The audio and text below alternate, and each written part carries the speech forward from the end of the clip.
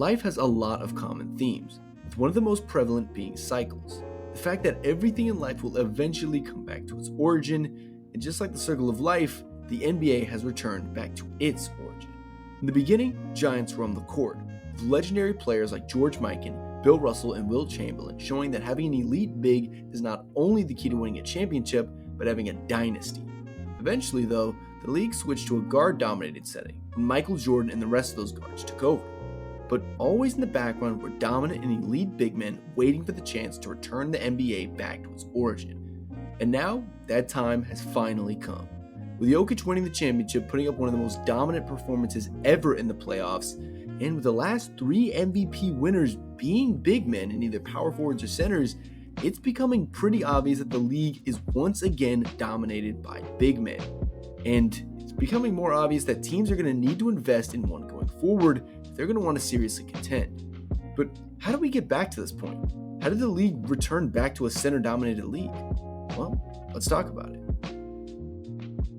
Yo, what's up everybody, it's your boy 2KJ, and today I want to talk about something interesting that I've noticed in the NBA and the cycle that it has every couple of years where it goes from being guard-dominated to center-dominated to guard-dominated to center-dominated, and I think we're back in that center-dominated portion of the list. I'm going to explain a little bit about why I think so and some interesting things that I've noticed, but if you like the video, don't forget to like, comment, subscribe. Let's get right into it. First things first, let's start with the current champs in the Denver Nuggets. A large reason that they dominated the Heat in the NBA Finals was due to how elite Jokic is and how much of a nightmare matchup he is against the Heat. If you watch some of those possessions where Gabe Vincent or Kyle Lowry switched onto him, you know how bad it got. He was even just hitting casual jumpers over Bam, going for a hyper-efficient 12 for 16 with 28 points and 16 rebounds to close out Game 5. But what makes Jokic so special? Well, it's not just his ability to be an elite post scorer, it's his ability to make the most optimal plays and get open looks for his team. Because when Jokic is forced to score, it's usually because his team needs him to put up the points to keep them in the game. And MVP debates aside, him winning a ring this season should really put the nail in the coffin in a debate between him and Embiid. It's very, very obvious that Jokic is one of the best centers of all time, and it's really the reason, besides the fact that he's arguably the best player in the league, that they absolutely dominated everybody they played against in the playoffs. Their only real struggle was against the Suns, and that was because the Suns are probably the only team in the league that could purely outscore them. But again, they got dominated because Ayton was getting destroyed by Jokic, another center-on-center crime. But speaking on that, let's talk about Embiid. He is the current MVP after all, and one of the best players in the league, and is also a big man. In fact, you can argue that 3 of the top 5 players in the league are either a center or power forward, with Giannis, Jokic, and Embiid all being in the top 5 for the league. So how did this happen again? In a league dominated by outside shooting and guards, how in the world did centers go back to being the best position in the league? How did big men start to reign again? Well, we need to go a bit further back way before Steph Curry, and let's talk about 2 years, 2011 and 2012. Before Steph Curry revolutionized the way people thought about three-pointers in about 2014-2015, centers were still the most important position in the league. Now, the reason being, obviously we saw prime Dwight Howard and Paul Gasol, but also we had people like Kevin Garnett still showing us that these big men were the future.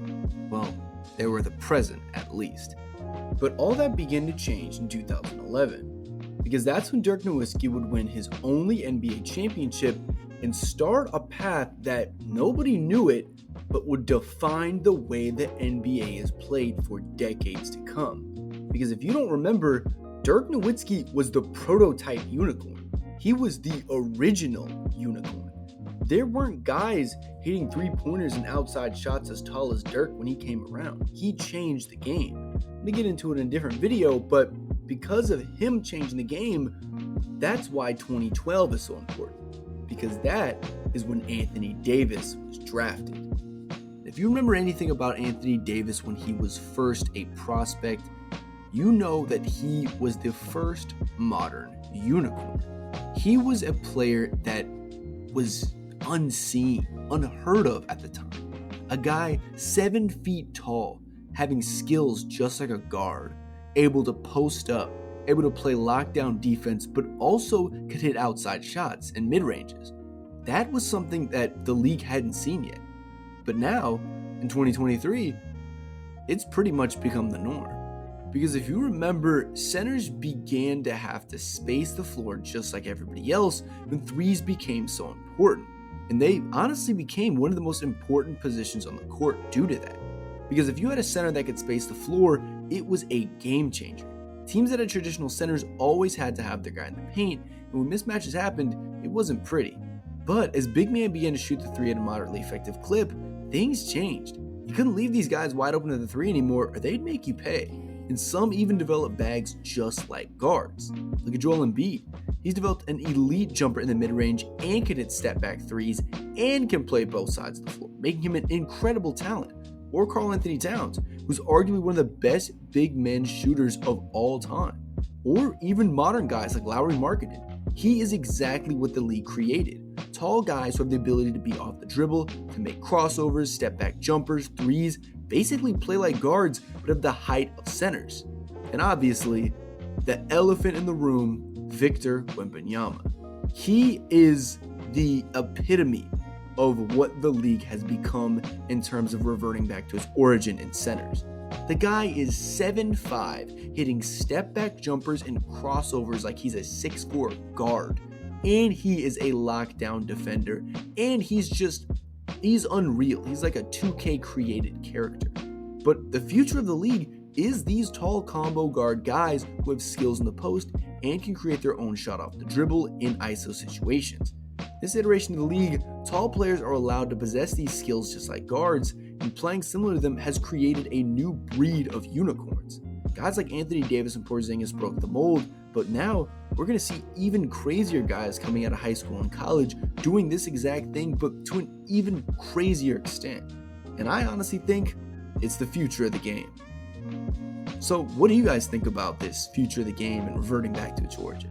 Like I said before, I think these center guys are going to make the league a lot more interesting and is going to pose a lot more parity and discussion on tall players and allowing them to do some crazy things and maybe even some tall ball lineups. But we're going to have to wait and see. If you like the content, don't forget to like, comment, subscribe, and put what you think in the comment section down below. Take it easy, and I'll catch you on the next one. Peace!